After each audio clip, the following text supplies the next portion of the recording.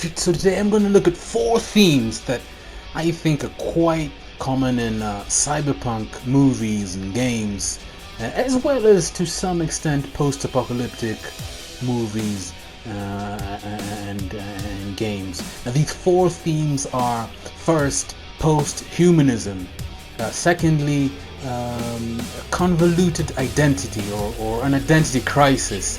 The third theme I think found in cyberpunk games, media, and post-apocalyptic media is loneliness or isolation despite overpopulation.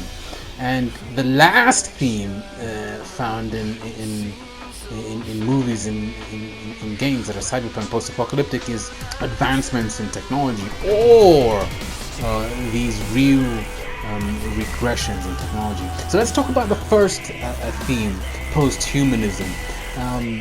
Post-humanism found in cyberpunk and post-apocalyptic games and movies. This theme is the dawn of an era where mankind is no longer the boss on planet Earth. Mankind is no longer the apex predator on Earth, and there's all manner of sentient, self-aware beings who are not your traditional human beings, e.g. Clones, cyborgs, robots or androids, and in post-apocalyptic median, zombies and mutants, or these new beasts. And and also AI programs as these new sentient beings. Now all of these non-human beings, they have capacities that surpass human beings' capacities. They're more intelligent than human beings. They're, as in the case of clones and robots and cyborgs, they're stronger than human beings. They often have feelings. They fear. They fear death. They suffer. And in some instances, these sentient beings also surpass human beings morally and ethically. In the movie Automata, we have these androids and robots who, in my opinion, are clearly morally superior to human beings. We know in Blade Runner the clones are stronger than people, and they can withstand more, in terms of heat and all that kind of stuff. The second theme, often found in cyberpunk media and post-apocalyptic media, is that of convoluted identity or identity crisis, or ongoing identity crisis of people caught up in these cyberpunk worlds or these post-apocalyptic worlds. And this basically means that the people are in an ongoing state of psychological existential crisis. Is life about surviving? Is life about getting rich and becoming successful and gaining power? Is life about loyalty and duty to family? Is it about love? Is it about religion? And how satisfied can beings, human or non-human, be pursuing these themes of survival or success and getting power? In Blade Runner, for example, the clone Rachel, she has her identity. She's crushed when Deckard tells her that all her childhood memories were just inserted to her by Tyrell Corporation, and she's actually a clone. She was never born. She didn't have a childhood. In post-apocalyptic settings, the identity crisis may take more moral and ethical dimensions. What is one willing to do if one finds themselves in a post-apocalyptic setting to survive? Is one willing to kill?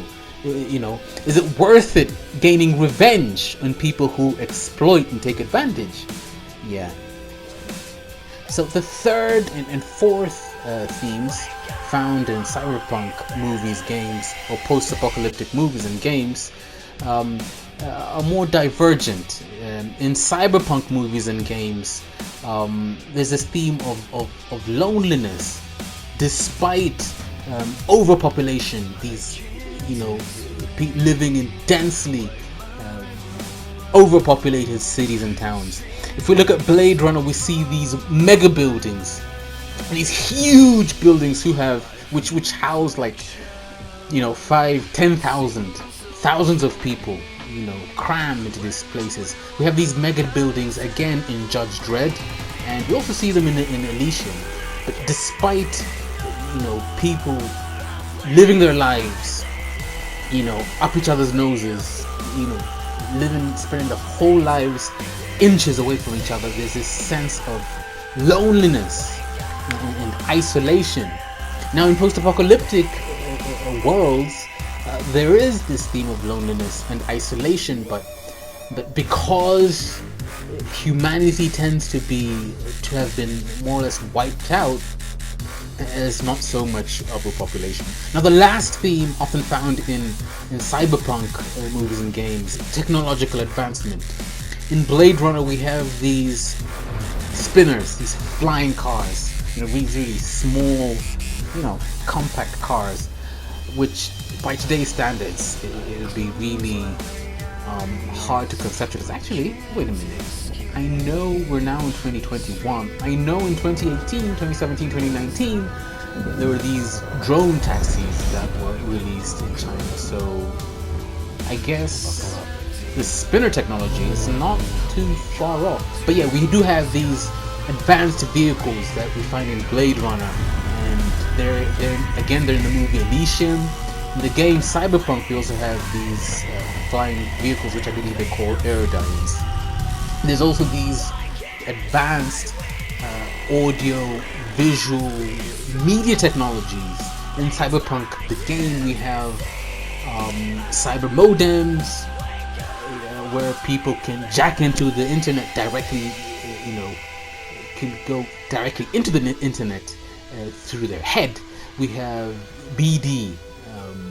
We have these BD recordings, brain dance recordings, which are these really vivid visual recordings of another person's experiences, and the person who's looking at another person's experiences sees and feels and touches, and it's as if they were actually there, which is very hard to conceptualize by today's technology. And then, of course, this is all started in Blade Runner, when Deckard is looking for the clone, and he uses this really advanced graphic. I don't know what it was, but in 1982 there wasn't that kind of digital technology, I believe. So yeah, those are the four recurring philosophical and social themes in cyberpunk and video games. Thanks for watching.